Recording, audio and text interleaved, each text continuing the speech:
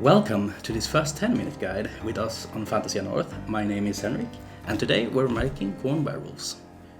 I use this build mainly as my Age of Sigmar Wolf Beastmen, however you could use them as 40k Blood Wolves or whatever you fancy. Today we're gonna need a sharp hobby knife, a pair of clippers, a hobby drill, both super glue and plastic glue, as well as some type of sculpting putty. The kit we're mainly going to be using today is the Wulfen. These are perhaps the best werewolves in production, to be honest. We're going to combine these with some chaos kit. You could use, say, warriors, knights, vanguard, really any chaos kit in production. But today we're going to use blood warriors, since we're making Khorne werewolves, not undivided werewolves. You're going to get loads of spare bits from this, like backpacks, axes, thunder hammers and shields, so all your Spacepool friends will be really happy at your awesome bits box. Let's start with the Wulfen kit. We're going to use our pair of clippers to remove both the feet, the legs, both parts of the torso, the head, the hands gripping the two-handed axe as well as the two-handed axe. Now, I recommend only doing one Wulfen at a time because the bits don't fit together that much between each Wulfen, so don't get mixed up, you only make one Wulfen at a time, or at least have a system to keep them separated. Let's get started.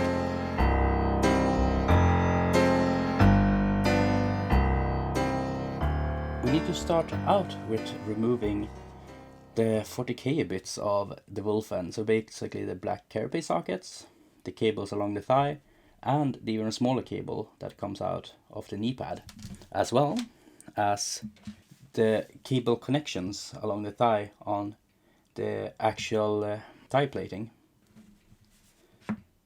And that is the leg all done.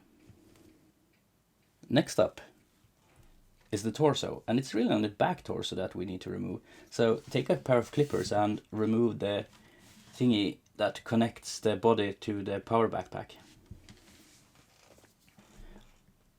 And that's the backpack connection removed. And the final piece of the Wulfen bit is the arms. These as well have these small black carapace connectors, or well, sockets. These cables that come out of the wrist plates, as well as usual cables that come out of the tricep.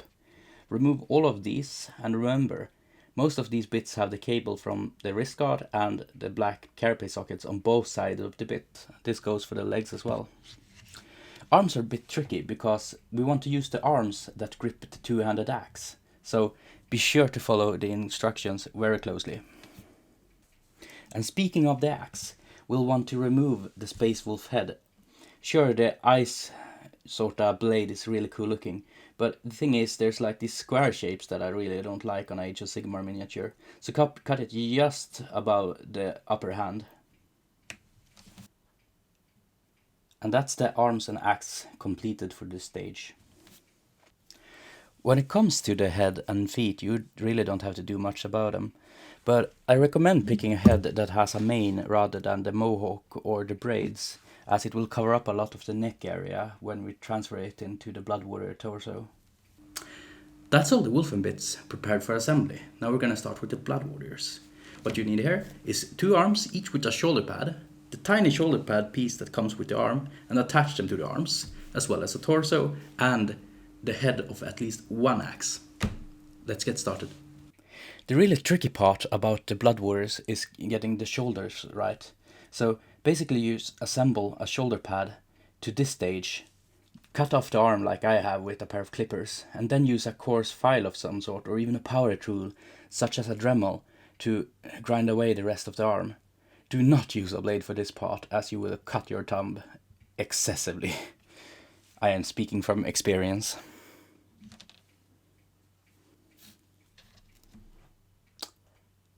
And that's the shoulder done. You'll need two of these, by the way. Sorry.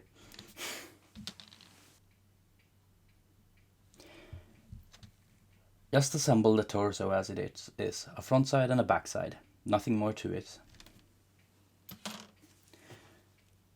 And finally, the weapons. What we want to do is cut the weapon just above the hand, as we did with the Wulfen axe, and just translate it later on in the build. And that's all the bits prepared for our Khorne werewolf. Now on to assembly. Do not apply glue to the upper side of the torso, only to the lower side. This will become clear later on why. And that's the body of the Wulfen assembled. Now for a really tricky part. What we'll need to be doing is cutting down the Wulfen torso so we can fit it inside of the Blood Warrior torso. A usual guide for these is to follow along these leather straps or whatever they are, and then on the other side along this ridge of muscles that only Wulfen and Dwayne "The Rock" Johnson has, as well as filing down these big side muscles until it fits with a torso. This requires a lot of trial in order to get right, and remember, less is more. The less material you remove, the less chance you're making a mistake that can't be fixable without like a sculpting putty or something. And that's the Wulfen torso cut into shape.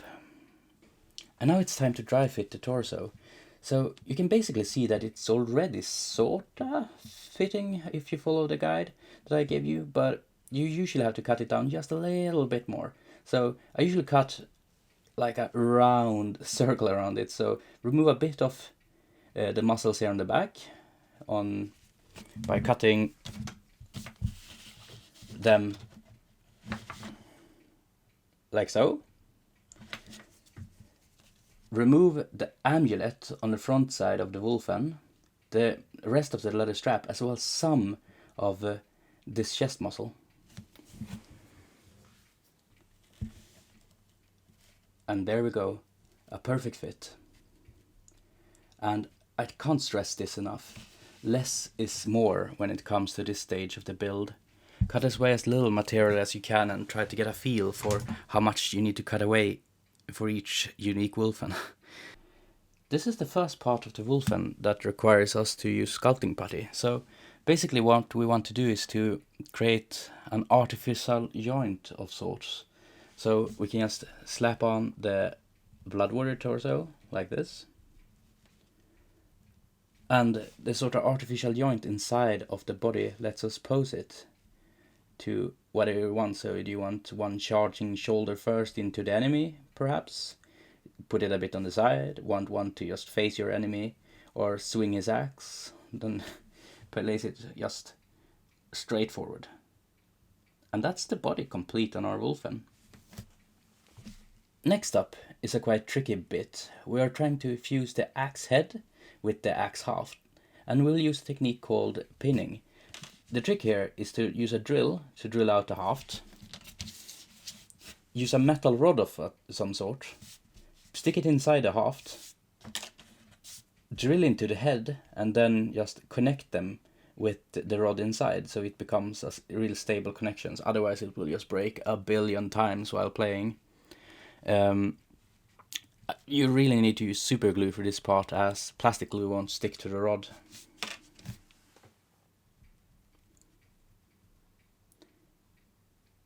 And that's the haft in place. Prepare this stage by creating artificial joints for the shoulders. It is usually necessary to trim the shoulders in order to fit the shoulder guard, so use a pair of clippers and clip the shoulder muscle down until it fits the Blood Warrior torso. And that's the shoulders in place. I can't stress it enough, less is more. When you're removing materials, always be careful, at least the first time around. Now it's time to attach the axe, and make sure you do this while the brown stuff or whatever sculpting putty you're using is still not hardened in the shoulders so you can repose them. So basically dry fit the axe, move the arms around until you manage to fit them. I recommend using plastic glue for this stage, as it is a frail joint you don't want breaking, and it allows a bit of reposing after it's begun to harden. And that's us almost being done. Just a few final touches now. The same way I described before, create an artificial joint for the neck and then attach the head. Place 2 small lumps of sculpting putty on each shoulder in order to make the shoulders stick.